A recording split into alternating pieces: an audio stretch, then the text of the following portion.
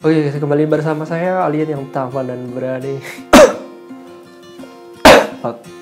Sesuai judulnya, kita bakal belajar soal paneling awal. Jadi dimana kita mengawali cerita dan panel-panel transisi. Oke, sebelumnya saya pernah buat video tentang komik mulai dari mana, dan itu adalah persiapan sebelum memulai komik. Kalau kita udah punya ceritanya dan mau nuangin panel ke halaman awal tuh gimana? Nah, ini yang bakal saya bahas di video kali ini. Oke, langsung kita mulai aja. Jadi di sini saya punya referensi buat materi belajar kita kali ini. Karena ini judulnya gimana cara memulai cerita, memulai panel awal.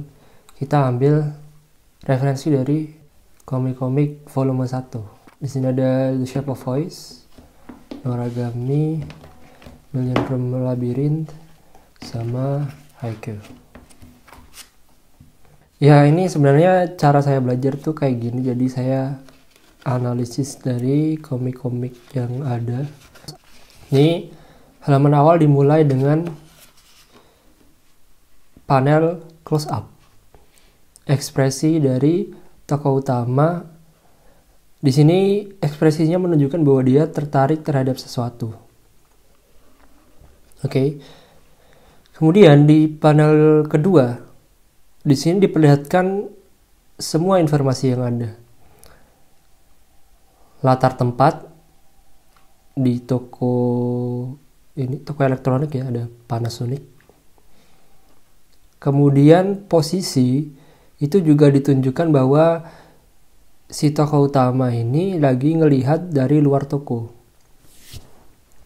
Kemudian dari gambar ini juga kita bisa menemui informasi bahwa si tokoh utama ini lagi naik sepeda dan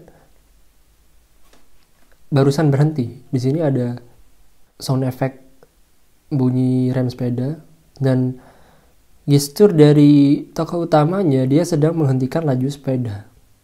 Jadi dari dua panel ini kita bisa mengerti bahwa dia lagi naik sepeda, habis itu berhenti karena tertarik dengan siaran yang ada di TV dalam toko elektronik ini. Dan selanjutnya, panel-panel selanjutnya adalah intens dari apa yang sedang dia lihat. Di sini ada informasi apa yang sedang dia lihat adalah pertandingan voli dari idola si karakter utama.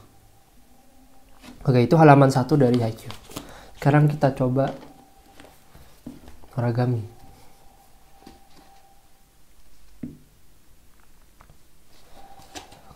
Ini halaman 1 dari Noragami. Panel 1 close up juga. Dia close up memperlihatkan bahwa tangan seseorang sedang memeluk buku. Bukunya penuh coretan dan terlihat rusak. Dan panel kedua, panel informasi. Diperlihatkan dia sedang ada di dalam toilet, latar belakangnya, latar setting tempatnya di toilet. Kemudian posisinya dia lagi duduk dan kondisinya dia lagi nangis. Dan di sini ada coret-coretan juga di dinding-dindingnya. Nah, di sini tunjukkan bahwa kenapa dia melakukan hal ini, karena dia sedang sedih, sedang nangis. Nah, ini halaman 1 dari Noragami ini mirip sama Haikyuu tadi. Jadi dia tekniknya pakai awal-awal close up dulu untuk menarik pembaca. Ini itu panel 1 itu dia sedang apa. Kalau tadi Haikyuu kan dia lagi ngelihat sesuatu kan. Nah, kita jadi tertarik, wah dia lagi ngelihat apa kok. Matanya bener-bener tertarik gitu. Nah, kalau yang ini kita bisa lihat bahwa loh, ini kenapa kok dia memegang buku dengan erat terus jadi pembaca itu bakal tertarik gitu.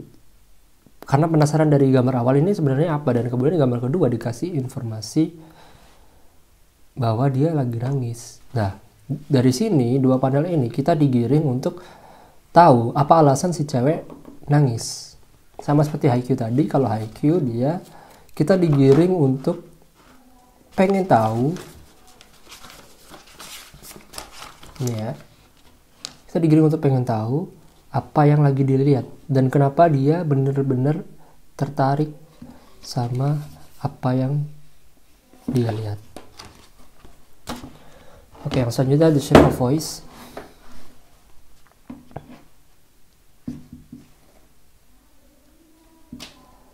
Ini prolognya. Nah, ini halaman satunya. Sini dia pakai teknik yang agak beda ya. Di sini ada latar tempat, dia nunjukin latar tempat. Panel 2, latar suasana. Dia nunjukin suasana bahwa ada orang-orang yang lagi ngeliatin sesuatu. Panel 3, dia nguatin lagi suasana yang ada. Jadi orang-orang lagi ngeliatin. Dan di panel ketiga dia ngasih informasi posisi dan nguatin ini. Apa namanya? Kenapa orang-orang penglihatannya terarah ke si ini, orang ini. Jadi dilihatin posisi orang ini lagi dilihatin orang-orang, dan orang ini lagi nengok kelihatan nyari sesuatu. Nah, di panel ke 1 2 3 4 5 ya. Kelima ini baru dia close up si tokoh utama.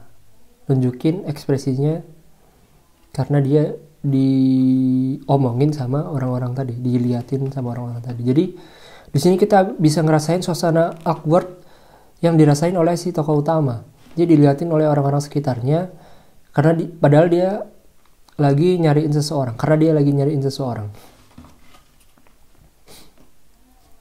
Nah, dari semua panel ini dia menarik pembaca untuk tahu dia lagi nyari siapa, kenapa diomongin sama orang.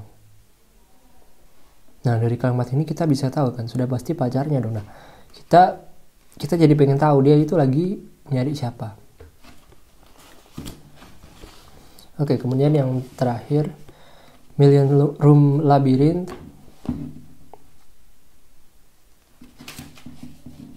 Ini prolognya. Oh, nggak pakai prolog nih.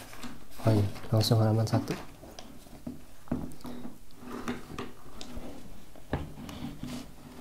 Oke. Ini dia langsung pakai full spread. Ini bener halaman 1 atau prolog? Oh iya, halaman 1. Dia langsung pakai full spread. Panel 1, informasi. Informasi latar settingnya dia berdua berada di gedung yang tinggi. Ya, kita masih belum tahu ini gedung apa kan. Kemudian dia ngelihat keluar.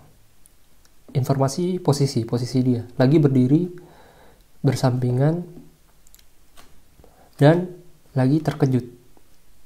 Di sini ada efek garis untuk fokus dan teriakan ini menandakan bahwa dia lagi terkejut kan.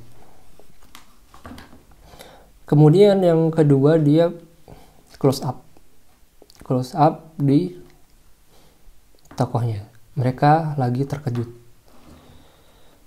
Panel 3, informasi tempat, bahwa gedung tinggi yang ini itu ada di ini, ada di dataran kosong gitu, ada di daratan kosong.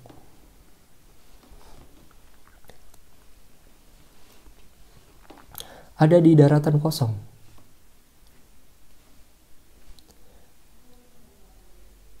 Kemudian ini juga ngasih informasi bahwa mereka terletak di lantai yang tinggi sekali, karena ini daratannya kelihatan kecil gitu. Jadi mereka ini gedungnya tinggi banget. Nah, dari panel-panel ini kita jadi penasaran, kita jadi pengen tahu mereka itu ada di mana sih. Kita sama terkejutnya sama si tokoh utama.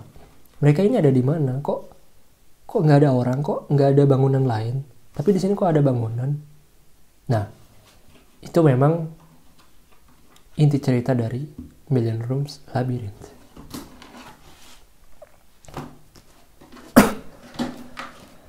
Oke, jadi dari keempat tadi, kalau kita lihat ya, itu mereka punya di panel-panel awal mereka ngasih beberapa informasi. Contohnya adalah latar tempat, posisi, kemudian ekspresi, reaksi dari karakter utama tadi, dan juga suasananya bagaimana.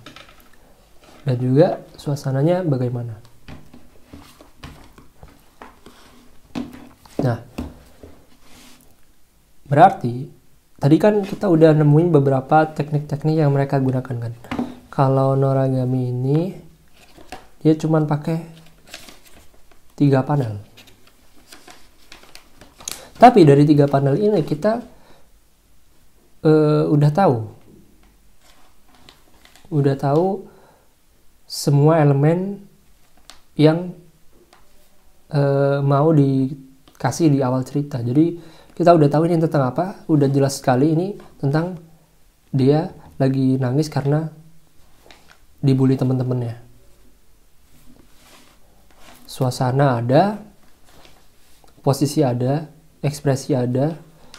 Ekspresi nggak harus ini ya, nggak harus muka ya.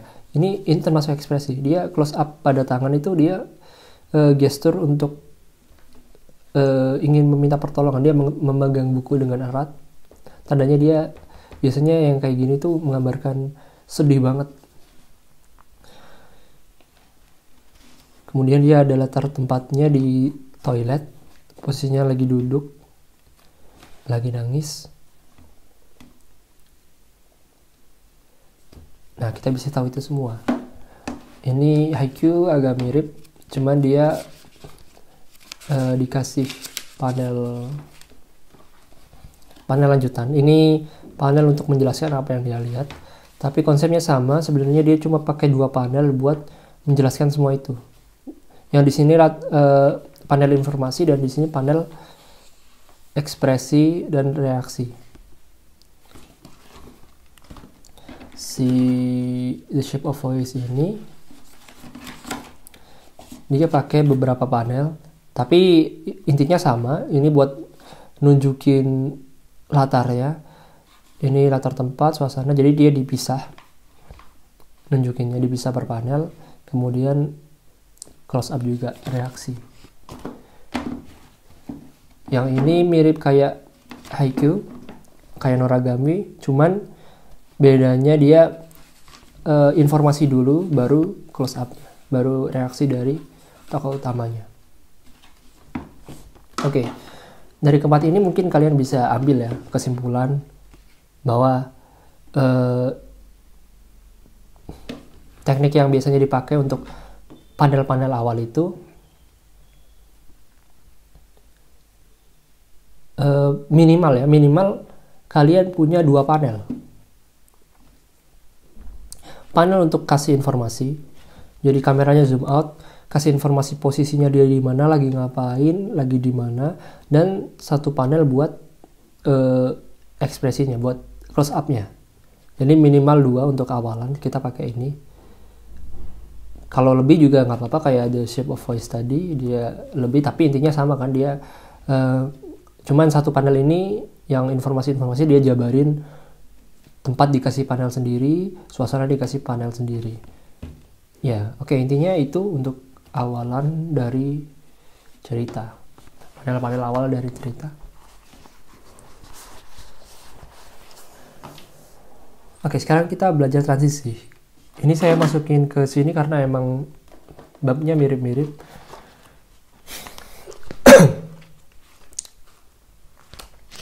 Transisi kita pakai ini, Bakuman volume 19.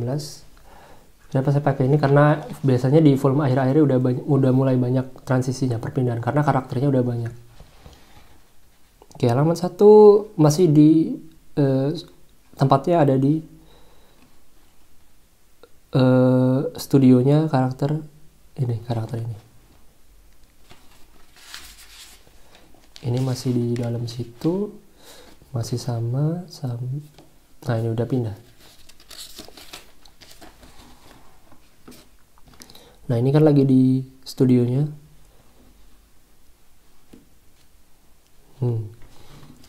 Nah, kemudian halaman selanjutnya, nah dia udah di rumah orang lain, udah di rumahnya Nizuma, di rumahnya orang ini.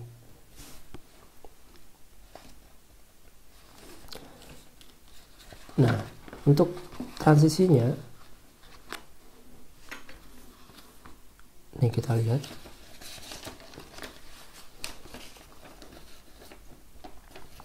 Waktu dia lagi intens ngomong sama si ini, karakter yang ini. Nah, di panel mau pindah ini, dia nggak fokus lagi ke intens dari ekspresi karakternya. Dia udah nggak fokus ke karakternya. Di sini dia pakai panel lagi nulis sesuatu. Jadi untuk mengurangi intens dari pembicaraan yang lagi dilakuin oleh orang-orang ini. Kemudian sebelum pindah dia kasih informasi latar tempat. Jadi ini di rumahnya si Nizuma. Nah, baru dia kasih close up, kasih informasi posisinya ada di mana, dia lagi apa. Nah, baru masuk ke intensnya, masuk ke inti dari adegan ini tuh dia mau ngapain. Nah, dia kasih di sini.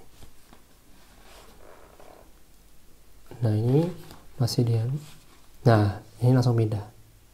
Nah, di sini bisa kita lihat mereka habis dari sini langsung pindah ke sini, nggak pakai ini tadi pengalih suasana ya, nggak pakai kayak gini yang ini tadi dengan nulis kemudian dikasih latar tempat, karena pembaca udah tahu alur cerita ini tuh fokus ke rumah studio si tokoh utama sama si ini. Jadi kalau udah ditunjukin kayak gini, waktu sampai sini dia pindah lagi ke sini nggak apa-apa, karena adegan ini ngelanjutin adegan yang udah dijelaskan tadi.